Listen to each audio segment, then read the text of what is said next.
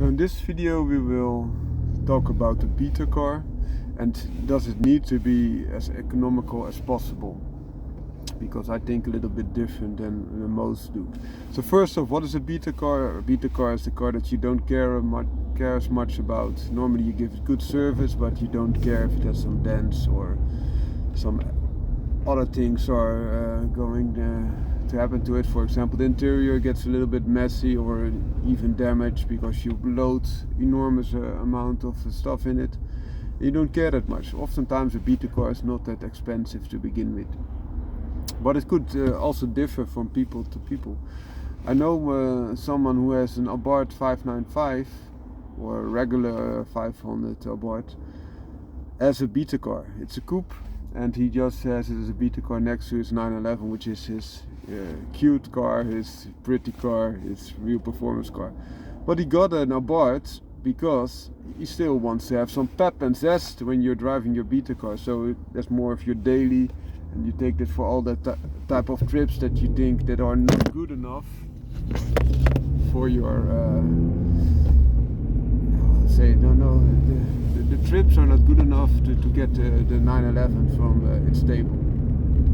So if that is the case, that could be a good way to approach it. Another very popular beta car is a Dacia, because Dacias are very cheap to begin with. So even if it gets totally wrecked, you still don't have a big loss in money, because that asset was not worth that much to begin with.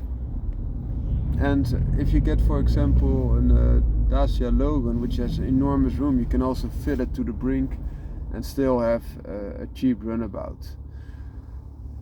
That's my opinion, and I really like beta cars because oftentimes you have the most joy in a beta car. And why is that? Because you don't have to be scared if something breaks. If something breaks, okay, it's not a nice thing, but still your beta car, and it did not cost that much money in relative sense. For example, the 911 guy, he bought also the Abarth quite new or even new.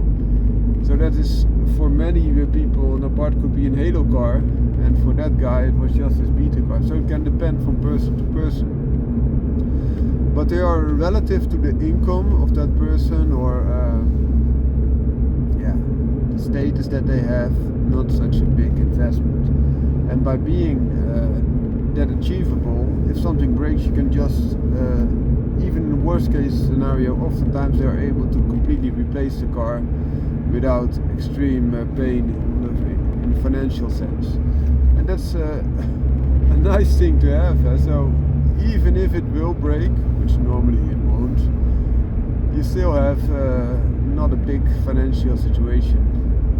And if that is the case, oftentimes they enjoy their beta car so much because they will rev it out, they will enjoy it. It's not that fast as compared to their really nice cars, so to say. For example, the 911 will be a lot faster, but they were exploiting the potential of that car, and that part still has quite some performance to give, to 90%, 80%, something like that, whereas the 911 on those same trips would only be exploited like 40 to 50% of its potential.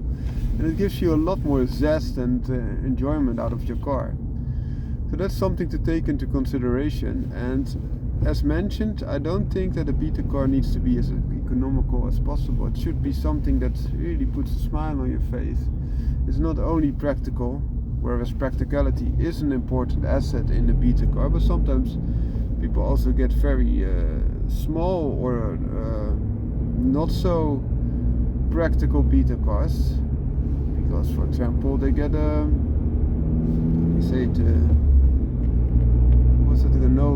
little car, the electric car that they use for the cities. Now, so it has two seats after each other. Just there it is, Renault Twizy. That's not a practical car. It's very hard to take stuff with you, etc. But what it is practical for, because it's so narrow, you can easier navigate to cities. You can also easier park. You can just point it from the nose to the curb instead of just put it sideways all the time. It can be very practical. Also, smarts are used in that sense. So So it can be that your car is not as practical as an all-rounder, but still is practical in the setting that you're using it as a beta car. An alternative for a beta car could be a motorcycle, especially a scooter, which also has some luggage room. You can very easily park it. You can also, it's not that costly to begin with oftentimes, and you can just use it everywhere. The drawback of a scooter is that you're still sitting in the elements, so a beta car offers you a roof, which is a good thing in my opinion, and also you can take a lot more stuff with you, because scooter is quite practical for a motorcycle, but it's not practical as compared to the simplest and smallest of cars. Even a Twizy will have a lot more room to store things in. But there are some things to consider. Being practical could mean that your beta car, you don't want to put any money into that, then a very economical car could be a good thing. For example, very economical car to begin with, the Logan, as I mentioned, by Dacia, is very cheap to begin with.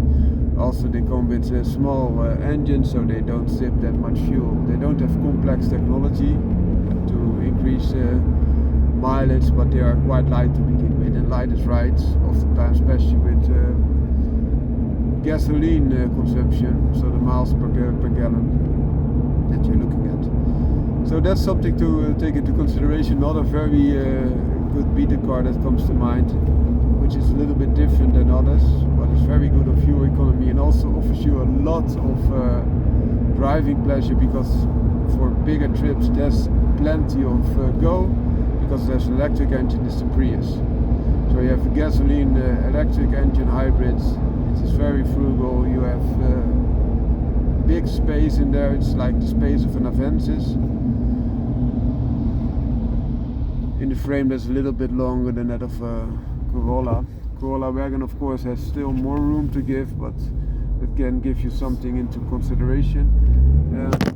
The price to acquire a Prius might be quite high compared to some of the beta cars, but you will win some with fuel economy, you will win some that with touring capacity, because you have ample power.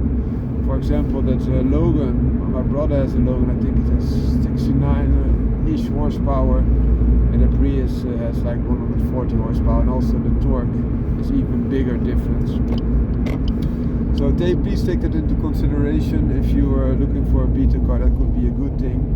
Another thing is that the Toyotas are very reliable, and the Prius might be one of the most reliable Toyotas. So that's also a thing to take into consideration. That being said, that Logan of Dacia will probably be at least as cheap as long as it keeps running, because it's very cheap technology, very cheap service intervals compared to many other car brands, including Toyota.